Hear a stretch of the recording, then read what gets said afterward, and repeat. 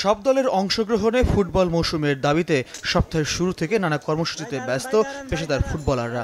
বিশেষ পরিস্থিতিতে সোমবার জরুরি সভায় বসেছিল পেশাদার লীগ কমিটি। যে কটি ক্লাব না খেলার আলোচনায় আছে বা চিঠি দিয়েছে তাদের অভ্যন্তরীণ সিদ্ধান্তের অপেক্ষা ছাড়া আপাতত কিছু করার নেই কমিটির। তবে সত্যি যদি ক্লাব সংকট দেখা দেয় তাতে যেন ফুটবলাররা বিভিন্ন দলে যেতে পারেন সে লক্ষ্যে এক একটি ক্লাবে ৩৬ ফুটবলার নিবন্ধনের সীমা বাড়িয়ে ৪০ করা হয়েছে। শেখ জামাল এবং চিটাগাং আবাহনী কিন্তু এখন পর্যন্ত কোনো আনুষ্ঠানিক চিঠি দেয়নি যে তার দল করবে না। তো সুতরাং আমরা নেতিবাচক চিন্তাভাবনা না করে আমরা ধরে নিচ্ছি যে হয়তো এই দুটো দল মাঠে থাকবে। যদি শেখ রাসেল অংশগ্রহণ না করে থাকে হয়তো কিছু প্লেয়ার ক্লাব পাবে না, তাদের পাওয়াটা কষ্টসাধ্য হয়ে যাবে।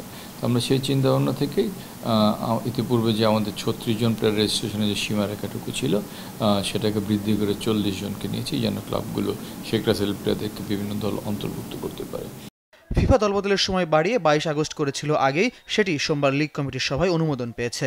এই মৌসুমে ৫ আসরের লক্ষ্য থাকলেও স্বাধীনতা ও সুপার কাপ হচ্ছে না, হবে শুধু চ্যালেঞ্জ কাপ, প্রিমিয়ার লিগ ও ফেডারেশন কাপ। বিদেশি ফুটবলারবিহীন দল গড়ার যে দাবি উঠেছিল তাও নাকচ হয়েছে। এটা কিন্তু কম্পালসারি না যে আপনাকে বিদেশি প্লেয়ার খেলাতেই হবে, আপনার ইচ্ছে হলে আপনি খেলাবেন, কিন্তু যারা আন্তর্জাতিক টুর্নামেন্ট খেলে থাকে আমাদেরকে তাদের দিকটাও বিবেচনা করতে হবে। সুতরাং সব মিলিয়ে বিদেশি প্লেয়ারের যে সিদ্ধান্তটা আগে ছিল সেটাই আছে। সেপ্টেম্বরের দ্বিতীয় সপ্তাহ থেকে খেলা মাঠে গড়ানোর লক্ষ্য থাকলেও তা হচ্ছে না। পরবর্তীতে সিদ্ধান্ত নেবে লীগ কমিটি। ক্লাবগুলোর হোম ভেন্যু নিয়ে সিদ্ধান্ত হয়নি, কুমিল্লাও আছে ভাবনায়। এদিকে সোমবার দলবদলের আনুষ্ঠানিকতা সেরেছে ফর্টিজ এফসি। তৃতীয়বার শীর্ষ স্তরে খেলার অপেক্ষায় থাকা ক্লাবটি ৪ বিদেশি সহ ৩৩ ফুটবলার নিবন্ধন করেছে। ফয়জুল ইসলাম, চ্যানেল 24, ঢাকা।